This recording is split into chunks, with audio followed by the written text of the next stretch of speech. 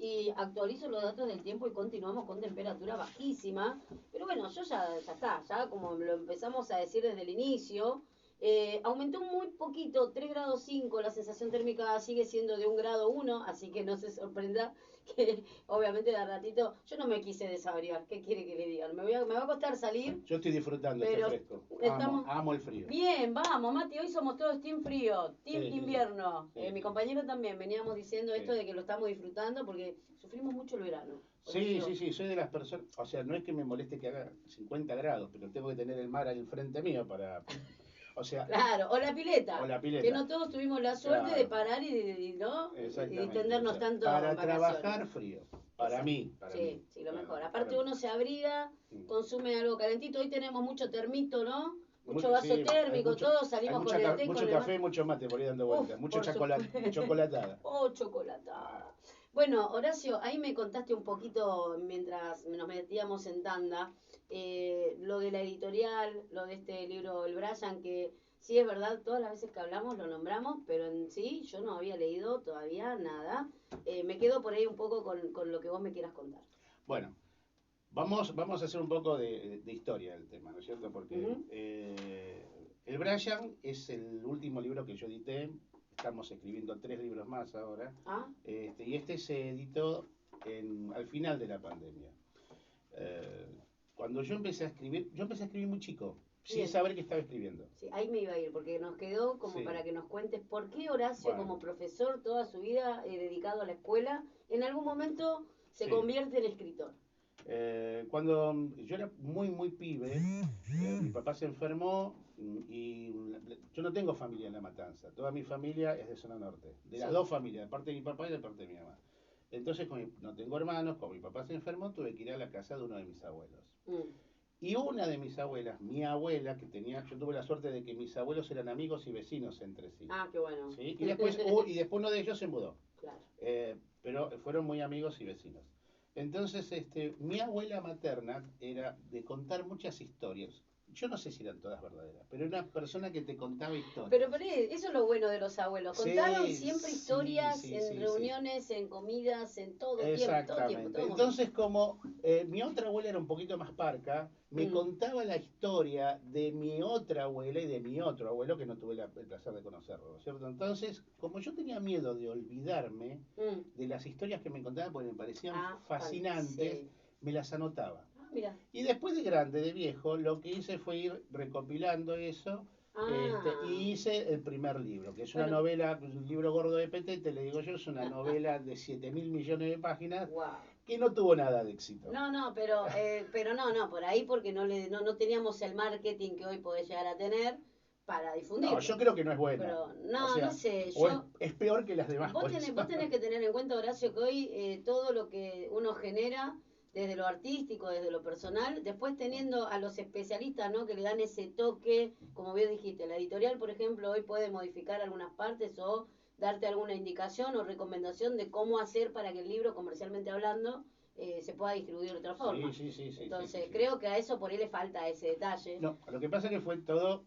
A ver, yo antes recopilé en el momento que podía y como podía, porque no era para Aparte mí de era chico un. no podías tener tampoco la mejor forma de, No, ¿no? no, no, no, no, por Pero supuesto. ya estaba ese Pero, Horacio, escritor a claro, pero a futuro. partir que edité ese libro, el primero que fue en el 2014, a partir de ahí lo que hice yo, tomar la escritura como que fuera un trabajo. O sea, antes escribía cuando podía y a partir de ahí me tomé un horario y digo, bueno, yo todos los días escribo de lunes a viernes, de tal hora a tal hora. Te ponías como una agenda, Es un un trabajo, objetivo. ya ahora pasó a ser un trabajo. Ujú. Y de ahí apareció el primer éxito, por decirlo así, entre comillas, fue un cuento para chicos que es Nahuelito, Ujú. una leyenda tehuelche, que ahí se vendió muchísimo y se sigue vendiendo, que habla sobre el famoso monstruito del lago Nahuel Huapi. Y después, Perdón, no sí, quiero interrumpir, no, pero esto es punto y aparte. sí. Antes de continuar con el relato, si vos te involucrás con el pueblo, con la historia, ¿qué te pasa cuando hoy ves lo que está ocurriendo en Jujuy? Que también lo mencionábamos un ratito antes de que No, vos no, no, llegues. es tremendo para mí eso. Aparte como docente también, porque vemos que hay un lado reprimido y castigado, hay muchos detenidos, ese mi- algo... A ver, es la muestra de que sigue existiendo una dictadura en nuestro país. En democracia. en plena democracia. Yo no lo puedo creer. No puedo creer el nivel de violencia que Lo hay. peor creo que es el de remarcar los 40 años de democracia con un montón de actos y después ver que está sucediendo esto. Pero aparte, poner pobres contra pobres, pueblo contra pueblo, o sea, la policía contra los docentes. ¿Sabes? A ver, vamos a ser honestos. ¿Sabes la cantidad de matrimonios que hay entre docentes y policías y médicos? O sea, Sí. acá está el gobernador poniendo como enemigo público número uno a la policía, Sí. que no le queda otra cosa que... Tiene que actuar debido a las indicaciones, a las ¿no? indicaciones, ¿no es cierto? Porque si no los rajan, le hacen un sumario. El pueblo que le están sacando su tierra, que son los dueños de la tierra, los docentes... Y los que trabajan la tierra, los que producen en la tierra. Exactamente, que son los obreros, que son los peones. O sea, es una barbarie lo que está pasando ahí. Y el otro día yo estaba leyendo que, bueno, que el presidente mandó a intervenir el Partido Justicialista para ver qué está pasando, porque también hay que reconocer que el voto de este cambio, ¿no es cierto?, de la reforma de la Constitución, digamos que ahí no fue muy clara, no fue muy clara, y me parece que hay cierta cantidad de responsabilidad de parte del justicialismo y de parte de los radicales, ¿no es cierto? O sea, me parece que se mandaron una macanita ahí. Enorme.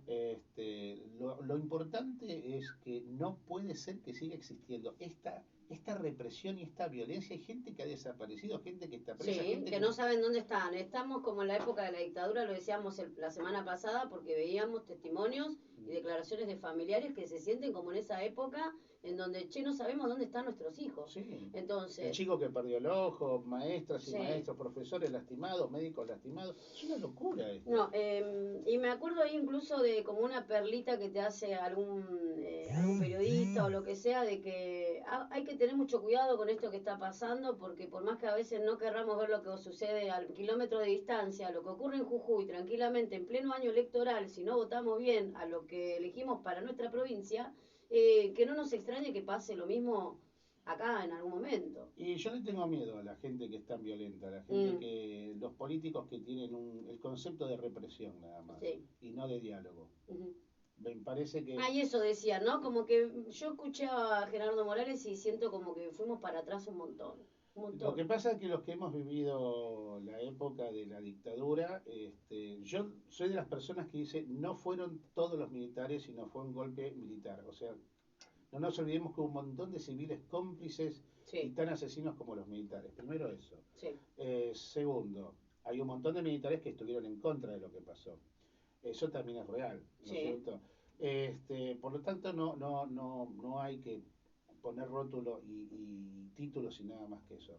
Pero los que hemos vivido esos gobiernos desde Videla en adelante, o sea, yo me acuerdo de ir a bailar a los boliches de acá de Ramos, porque soy de Villa Luz Uriaga, a Pinar, a Jonas, a no sé cuál, Juan de los Palotes o lo que sea, y que te bajen del colectivo y que te pongan 10 dedos arriba, ¿no es cierto? No me olvido de eso. Claro. No me olvido que porque no te habías olvidado el DNI ibas preso. O sea, eso no y no te hubieras imaginado que en algún momento de tu vida hoy lo tengas que ver con miedo a que le pasara a uno de tus hijos. Creo que eso es lo más grave. Esto que estoy viendo en Jujuy, encima estuve en Jujuy el año pasado, y como es una provincia tan hermosa, y la gente es tan hermosa, y la cultura que tienen y la amabilidad, no puedo creer lo que estoy viendo. Me duele muchísimo, me lastima muchísimo. Pero bueno, esperemos que el gobierno haga algo y que este hombre entre en razón, no sé. Sí, ahora lo que sí, yéndonos a lo que se puede hacer o no se puede hacer, lo que sí podemos hacer es aprovechar estas vacaciones porque hay un receso, ¿no? Para ustedes, pero que igual, como bien dijiste, seguir trabajando igual. Sí.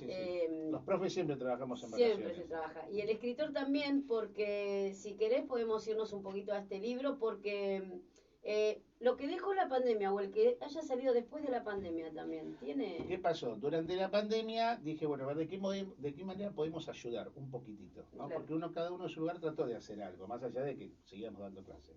Entonces empecé con un relato que lo iba sacando todos los meses a través de un Facebook que tengo, que es Horacio Sachelo Escritor. Sí. Ahí, damos las redes. Claro. Horacio Sachelo Escritor en Facebook. Es un Facebook. En Instagram también está Horacio Sachelo. Sí. En TikTok. Siempre como Horacio Sachelo. Y tengo un sitio web que se llama www.horaciosachelo.com.ar.